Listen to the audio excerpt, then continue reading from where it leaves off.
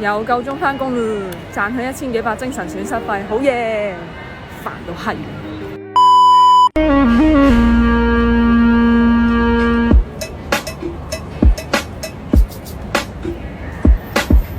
今朝一打開個企業微信，仆佢個街，信息99+，好似俾人網咁款。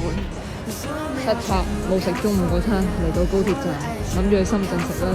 一睇個車程52分鐘，係就要喺車上邊捱我1個鐘。北方漢堡包，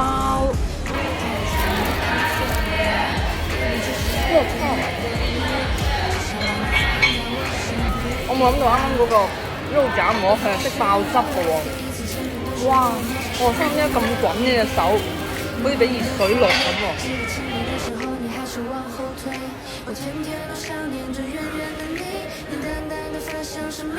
我真他媽服，開園啦開園啦！我以為入咗個地鐵站，原來係一個城際站嗰邊。